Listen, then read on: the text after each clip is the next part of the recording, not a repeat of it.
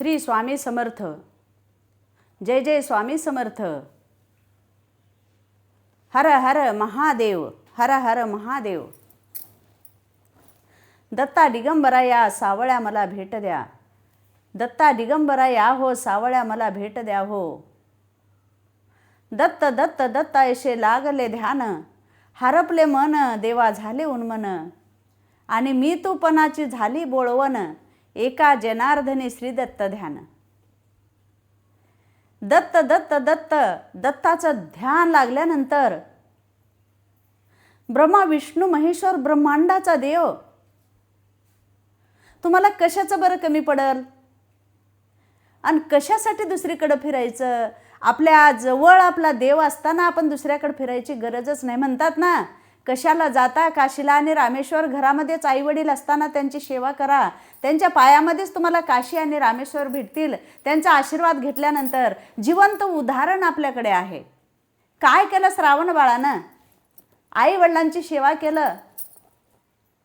आई वडिलांना पाणी पाजण्यासाठी गेल्यावर काय झालं हे सगळ्यांनाच माहिती आहे. तसंच काय केलं भक्त पुंडलिकानं? आई वडिलांची सेवा. हे बघा, आजकाल सगळं काही हे बुडत चाललेलं आहे. असलं काहीतरी जर ऐकलं ना आपण तर ह्या हृदयाचा थरकाप उडायला लागलेला आहे. आता आपण काल परवाच ऐकलं व्हॉट्सअपला आणि मोबाईलवरती की बाबा बाहेर देशामध्ये मुलगी राहते, एकुलती एक मुलगी, लाखावर पैसा कमवते, करोडो रुपये कमवते, आणि आई आणि वडील आश्रमात असताना. आता हे ह्या 4 दिवसाच्या खालचीच गोष्ट आहे. जूनमधली गोष्ट आहे, जूनमधली. आणि ज्या वेळेला व्हॉट्सअपला आम्ही पाहत होतो त्यावेळेला घळा घळा घळा नेत्रातून अश्रू येत होते. कुणाचे हे आई वडील असो, एक जीवात्मा आहे.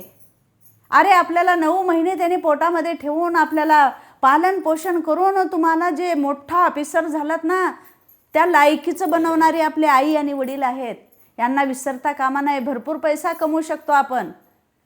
आणि ज्या वेळेला लोकांनी फोन करून सांगितलं की बाई तुझे वडील कैलासवास झाले, मरण पावले तुझे वडील म्हणून सांगितलं असता, मोबाईलवर व्हिडिओ कॉलवर सांगायला लागली ती मुलगी की बाबा मी 5,100 रुपये पाठवून दिलेला आहे आणि तुम्ही त्यांची लवकर माती करा आणि माती अंत्यविधी झाल्या झाल्या मी स्नान करते आणि माझ्या ड्युटीला जाते.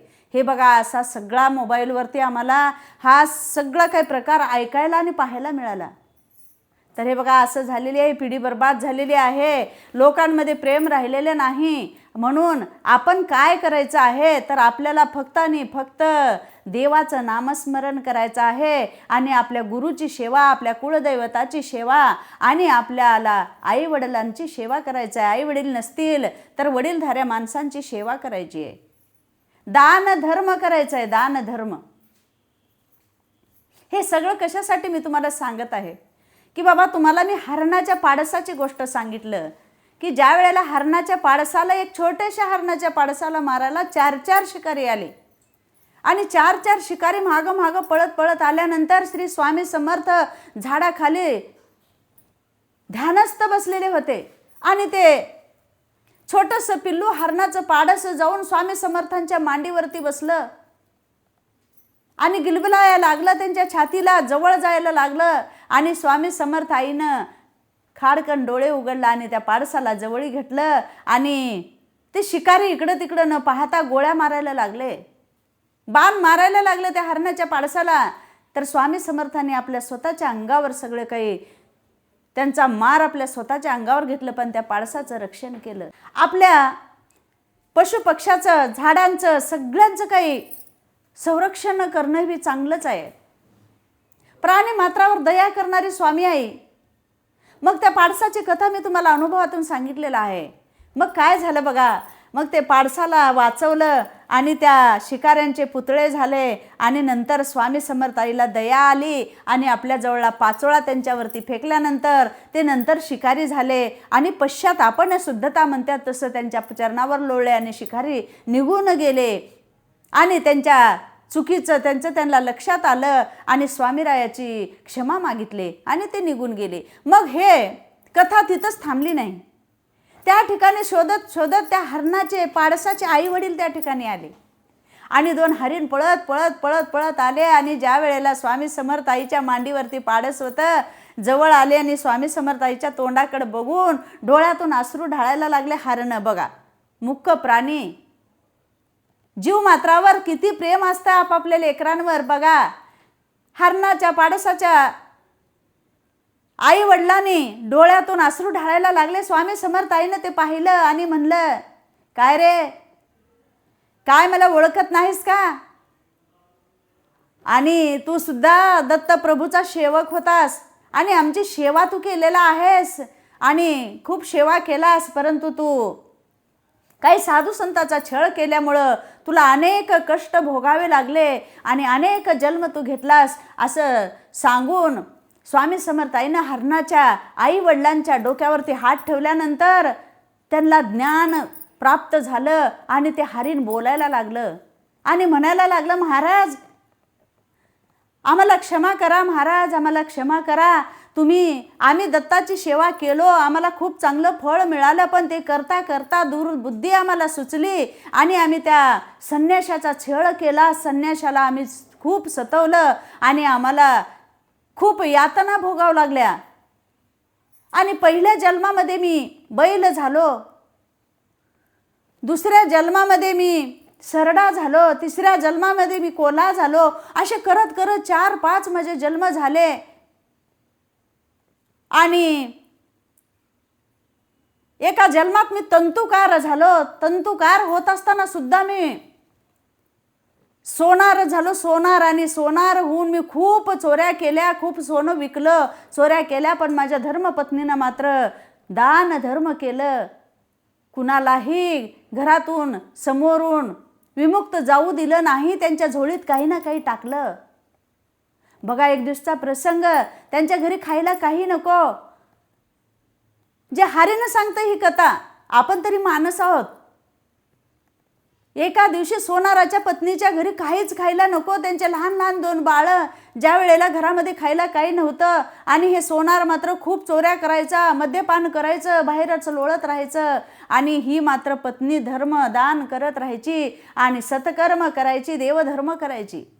आणि हे करत असताना एक भिक्षुक परीक्षा पाहण्यासाठी तिच्या दारावरती आले. परीक्षा पाहण्यासाठी आले असताना एकदा म्हणले त्यांनी, अल्लग का असा शब्द एकदा आला, वाड माई काय आहे का असं म्हणल्यानंतर दुसऱ्यांदा आवाज आला. घरात सगळं काही फिरली, सगळीकडे शोधली, काहीच नको, घरामध्ये काहीच नको दान द्यायला. आता द्यावं तरी काय? आणि त्या दिवशी तिच्या मुलांना खूप भूक लागलेली होती आणि त्या मुलांच्या जवळ फक्त 3 आणि 3च आवळे होते आणि मुलं मात्र 2 होते. आणि 2 मुलांना 2 आवळे खाल्ले होते आणि त्याच्या बिया त्या ठिकाणी पडलेल्या होत्या. आणि एक जे आवळा होता ते आवळा काळाभोर झालेला होता. खराब असल्यामुळं त्या मुलांनी त्याला टवकारून तिथं टाकलेलं होतं. आणि 2दा हाक आली. आता हा अतिथी विमुक्त आपल्यापासून जातो, त्याला भिक्षा मी नाही वाढलं तर मला पाप लागल असं विचार करून 4 कोणं फिरायला लागली, हिंडायला लागली. 3री हाक येते आणि लगेच अतिथी निघून जातो आणि आपल्याला शाप देईल असं म्हणून, आपल्याला पाप लागल असं म्हणून तिने शोधायला लागली. तिची नजर त्या आवळ्यावर पडली. थांबा असा हाक मारली. थांबा असा हाक मारल्याबरोबर 3ऱ्यांदा वाडमाई काय आहे का अल्लग असा शब्द आल्यानंतर तिने ते आवळा घेतले आणि पळत जाऊन त्यांच्या झोळीमध्ये आवळा टाकला. बघा, आणि भिक्षुक ज्या वेळेला भिक्षा मागायला येतात ना, त्यांनी ती भिक्षा मागितलेली आपल्या घरी नेऊन लेकरा बाळांसाठी मागत नसतात अतिथी. भरपूर अशा मोठ्या देवस्थानाच्या ठिकाणी त्यांची भिक्षा जात असते. मग त्या स्त्रीचा आवळा खूप मोठ्या यात्रेमध्ये पायी चलत जात असताना जे मागत मागत भिक्षुक जातात त्या ठिकाणी, गाणगापुराच्या ठिकाणी ते आवळा गेलेला आहे. आणि देवादिकाला प्रश्न पडलेला आहे की कितीतरी चांगला हा आवळा आहे की बाबा लेकराचं दात लागलेला आवळा दान केलेली पतिव्रता स्त्री, म्हणून तिचा मद्यपान केलेला पतीला सुद्धा एवढं दान धर्म केलेलं पुण्य लागून आता 5वा जन्म त्यांचा कोणता आला म्हणजे हरणाचा आला.